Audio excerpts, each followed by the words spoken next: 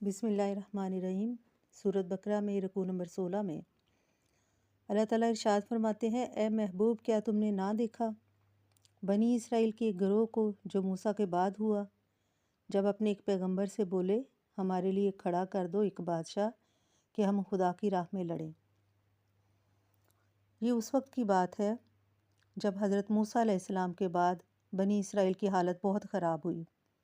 انہوں نے عہد الہی کو فراموش کیا، بت پرستی میں مبتلا ہوئے، سرکشی اور بدفعلی انتہا کو پہنچی، تو ان پر قوم جالوت مسلط ہو گئی، جس کو عمالقہ کہتے ہیں۔ جالوت عملیق بن عاد کی اولاد میں سے ایک نہایت جابر بادشاہ تھا۔ اس کی قوم کے لوگ مصر اور فلسطین کے درمیان بحر روم کے ساحل پر رہتے تھے۔ انہوں نے بنی اسرائیل کے شہر چھین لیے، آدمی گرفتار کیے، طرح طرح کی سختیاں کی۔ اس زمانے میں کوئی نبی بنی اسرائیل میں موجود نہ تھا۔ خاندان نبوت میں صرف ایک بی بی باقی تھی، اور اللہ تعالیٰ نے اس بی بی کو پھر ایک فرزند عطا کیا، ایک بیٹا عطا ہوا، اور اس بیٹے کا نام شموئیل تھا۔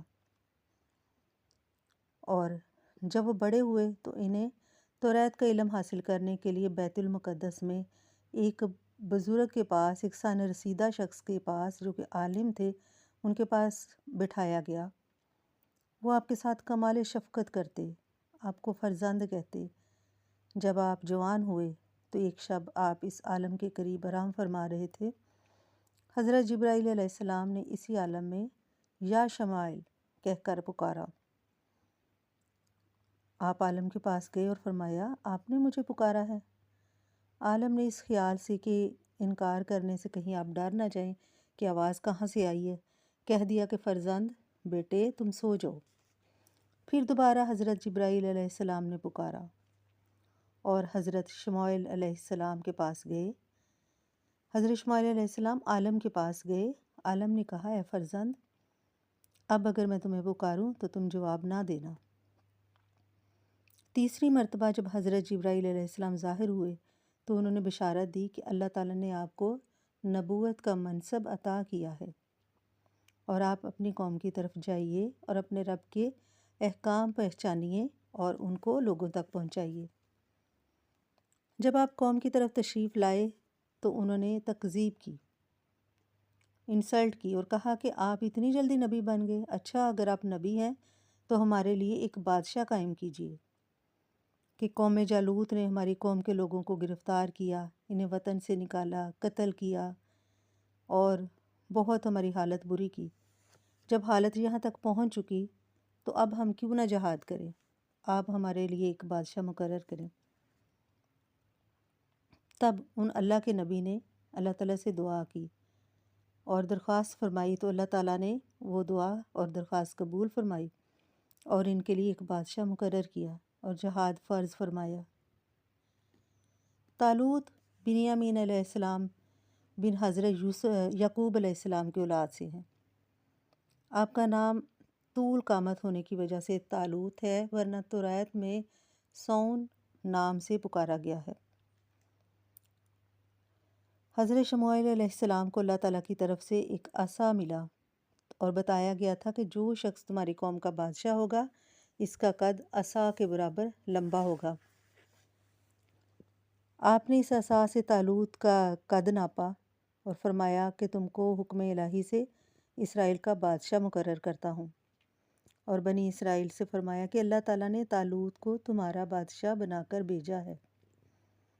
بنی اسرائیل کے سرداروں نے اپنے نبی حضرت شموئیل علیہ السلام سے کہا کہ نبوت تو لاوا بن یعقوب علیہ السلام کی اولاد سے چلی آتی ہے اور سلطنت یہود سے، اور طالوت ان دونوں خاندانوں میں سے نہیں ہے، تو بادشاہ کیسے ہو سکتے ہیں؟ وہ غریب شخص ہے، بادشاہ کو صاحب مال ہونا چاہیے۔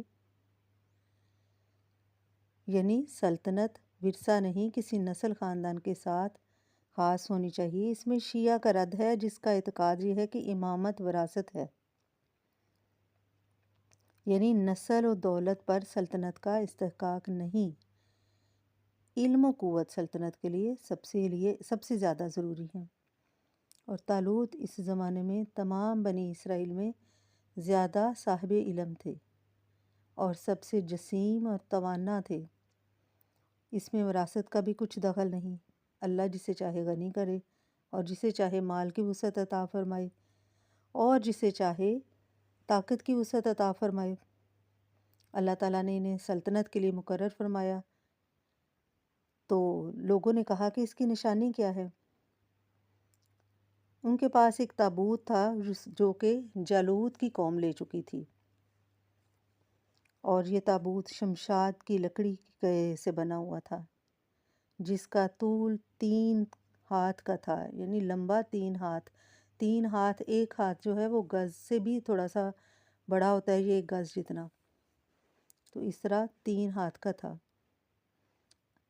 اس کو اللہ تعالیٰ نے حضرت آدم علیہ السلام پر نازل فرمایا تھا، اس تابوت کو۔ اس میں تمام انبیاء علیہ السلام کی تصویریں تھیں، ان کے مکانات، ان کے جہاں مسکن تھے، رہنے کی جگہ تھی، وہ ان کی تصویریں، اور آخر میں حضور صلی اللہ علیہ وآلہ وسلم کی اور حضور صلی اللہ علیہ وسلم کے دولت سرائے اقدس کی، آپ صلی اللہ علیہ وسلم کے حجرہ مبارک کی تصویر، اور ایک یاقوت سرخ میں تھی، یعنی ایک جو قیمتی موتی تھا اس میں تھی وہ، کہ حضور بحالت نماز قیام میں ہیں اور آپ کے صحابہ کرام آپ کے گرد بیٹھے ہیں۔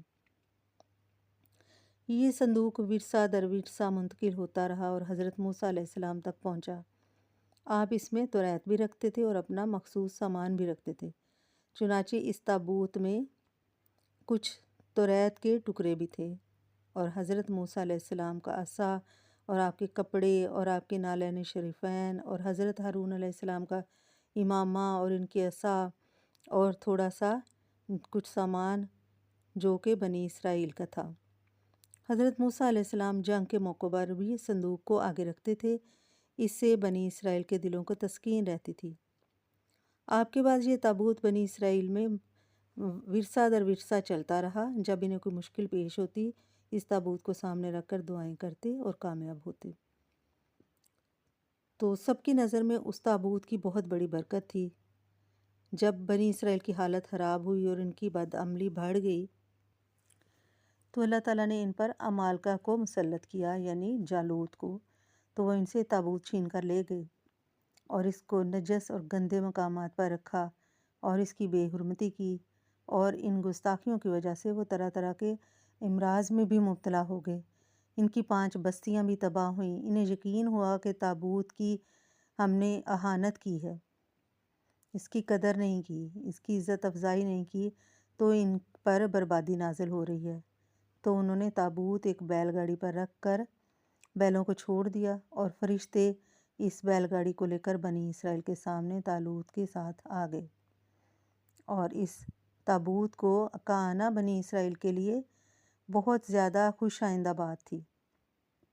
بنی اسرائیل کو پھر یقین ہو گیا کہ اس کی جو طالوت کی بادشاہی میں یہ تابوت واپس آیا ہے، تو وہ ان کو بادشاہ ماننے پر آمادہ ہو گئے، کیونکہ تابوت کو پا کر انہیں اپنی فتح کا یقین ہو گیا۔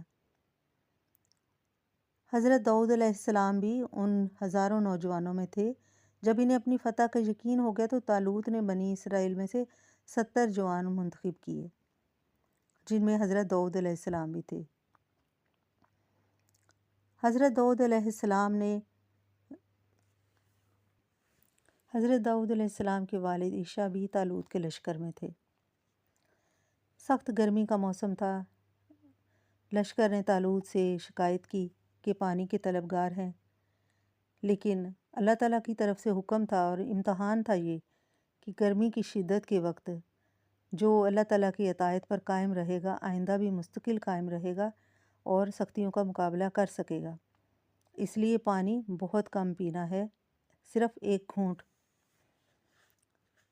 تو حضرت داؤد علیہ السلام کے والد عیسیٰ جو کہ طالوت کے لشکر میں تھے، ان کے ساتھ ان کے فرزند یعنی حضرت داؤد علیہ السلام ان میں سب میں چھوٹے تھے، بیمار تھے، رنگ زرد تھا، بکریاں چراتے تھے۔ جب جالوت نے بنی اسرائیل سے مقابلہ کیا یا بنی اسرائیل سے مقابلہ طلب کیا، وہ اس کی قوت جسامت دے کر گھبرائے، کیونکہ وہ بہت بڑا، قوی، شہ زور، عظیم الجثہ یعنی قدآور تھا، اور اس کا جسم لمبا چوڑا تھا۔ طالوت نے اپنے لشکر میں اعلان کیا کہ جو شخص جالوت کو قتل کرے میں اپنی بیٹی سے اس کا نکاح کر دوں گا اور نصف ملک اس کو دوں گا۔ جالوت کے قتل کے لیے کوئی بھی راضی نہ ہوا،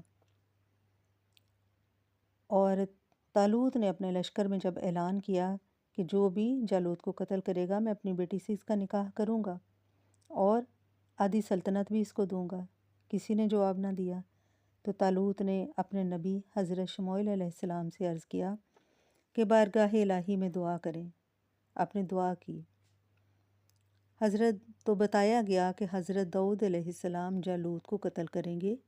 طالوت نے آپ سے عرض کیا کہ آپ جالوت کو قتل کریں تو میں اپنی لڑکی آپ کے نکاح میں دوں گا اور نصف ملک پیش کروں گا۔ حضرت داؤد علیہ السلام نے اس کو قبول فرمایا اور جالوت کی طرف روانہ ہو گئے۔ حضرت داؤد علیہ السلام کے دست مبارک میں فلاخن ایک تھا اور انہوں نے مقابلہ کیا۔ جالوت کے دل میں آپ کو دیکھ کر دہشت پیدا ہوئی۔ حضرت داؤد علیہ السلام کے بارے میں مشہور ہے کہ حضرت داؤد علیہ السلام کے پاس ایک ایسا گوپیہ ہوتا تھا جس میں ایک لوہے کا ایک بال بنا ہوتا تھا، وہ اس کو گھماتے اور کسی کو اگر لگ جاتا تو وہ اس کا بالکل اسی وقت اس کی جان ختم ہو جاتی۔ اس طرح وہ شکار بھی کر سکتے تھے اور وہ کہتے تھے کہ میں اسے شیر کے بھی دانت توڑ سکتا ہوں۔ جالوت کے دل میں آپ کو دیکھ کر دہشت پیدا ہوئی، مگر اس نے باتیں بہت تکبر سے کی اور آپ کو اپنی قوت سے مروب کرنا چاہا۔ آپ نے فلاخن میں وہی جو گھمانے والا تھا اس میں پتھر رکھ کر مارا تو اس پتھر اس کی پیشانی توڑ کر پیچھے سے نکل گیا اور جالوت مر گیا۔ حضرت داؤد علیہ السلام نے اس کو لا کر طالوت کے سامنے ڈال دیا۔ تمام بنی اسرائیل خوش ہوئے اور طالوت نے حضرت داؤد علیہ السلام کو حسب وعدہ نصف ملک دیا اور اپنی بیٹی کا نکاح کے ساتھ کیا۔ ایک مدت کے بعد طالوت نے وفات پائی۔ تمام ملک پر حضرت داؤد علیہ السلام کی سلطنت ہوئی۔ تو اللہ تعالیٰ جسے چاہے سلطنت عطا کرے، جسے چاہے عزت دے۔ تو اس جو رکوع نمبر 16 ہے اس کا ترجمہ اور تفسیر یہی تھی۔ اللہ تعالیٰ ہم سب کو قرآن پاک پڑھنے کی توفیق عطا فرمائے، آمین یا رب العالمین۔